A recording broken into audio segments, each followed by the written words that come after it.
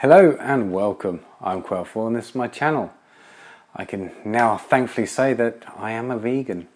I've been a vegan now for 2 whole days, but it's a good start.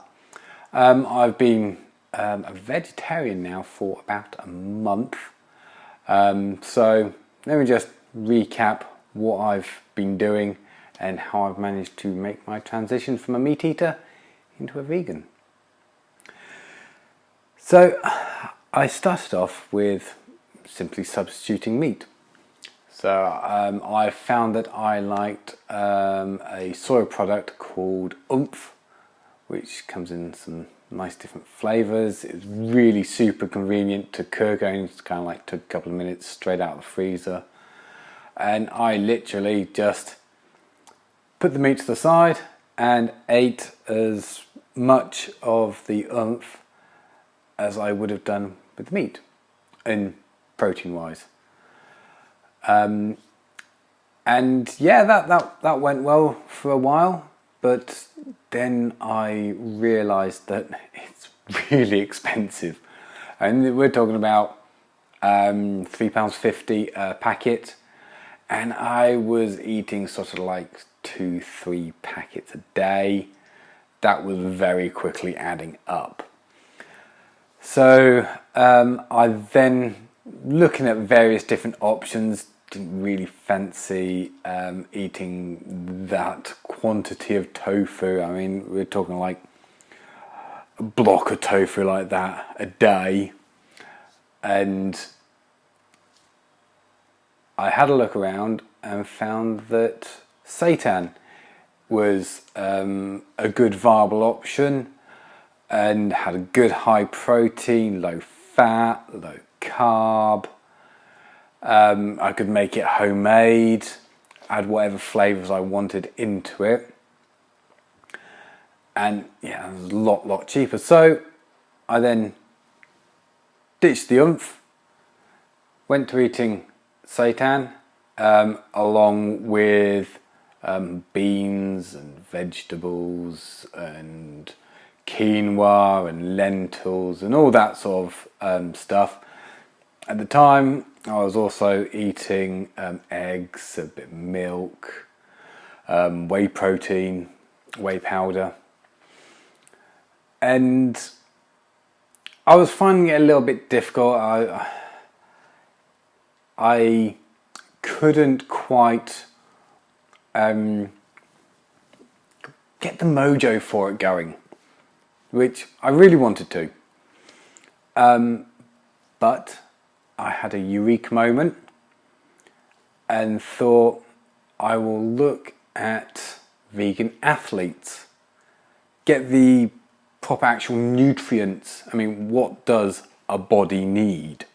Not just, you know, what I'd like to eat ethically, but what do I actually need? So that brought me to Paul from Hench Herbivore.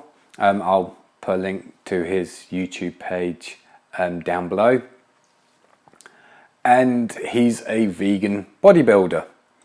And he goes through lots of the nutritions and some really good advice about the whole food, plant-based diet, which is what I'm now following. To start with, I got an app. It was actually the app that he recommended, which is a fantastic app. It is Chronometer. It's free on the website, and I think a couple of quid for the mobile app. And it's brilliant. You can track your macros, so your carbs, your protein, your fat, but most importantly also your micros, so all your vitamins and minerals and your omegas. Yes, I'm English, so it's omega. And that was really handy, because I could then sit down and plot out how much I needed, how much I wanted, and work out a realistic plan of what I was going to eat. and then I put it into effect.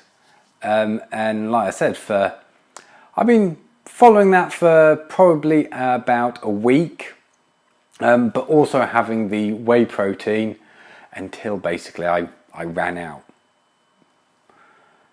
But now, for the past 2 days, I'm 100% vegan, which is brilliant. But this is not the end of the story by a long shot. This is just the beginning. But there is one problem. And how to describe it? The vegan wind is blowing up a storm down south.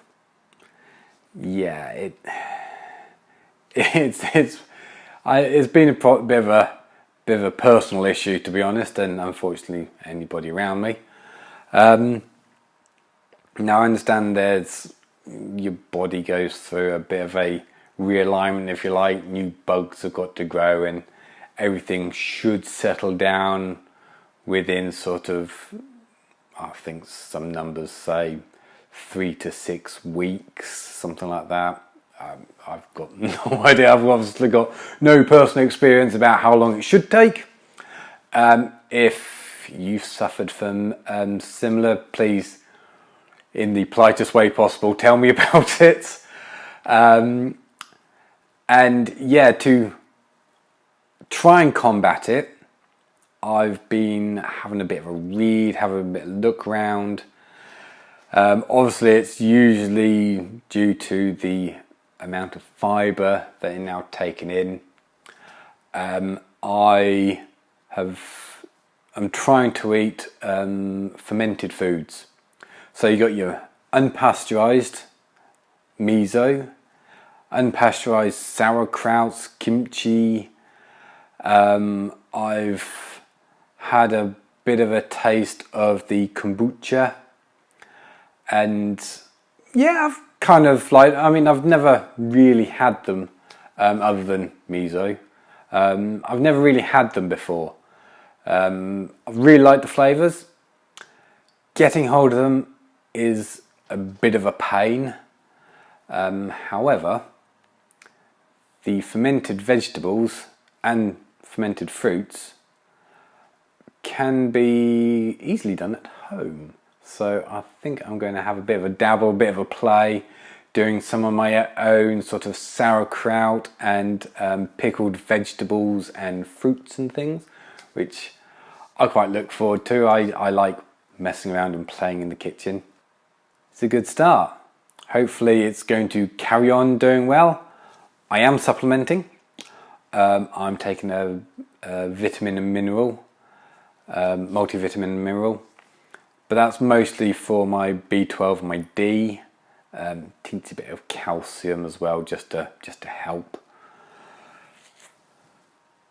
But the rest of all my my micros I am getting from all my fruits and vegetables and my legumes and pulses and things. So yeah, watch this space, see what else I can come up with.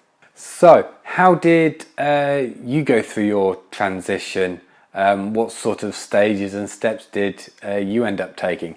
Mine were completely unplanned. I fumbled through the whole thing and, you know, finding my own way, doing all the research, never really fully relying on any one person, but trying to build a fuller picture and trying to educate myself.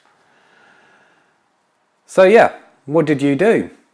How did you find it? What are the plus points? What are the minus points? So if you like this video, click on the button subscribe and keep up to date and informed on when I have another video. And any comments, leave them down below. All right, thank you very much. Take care.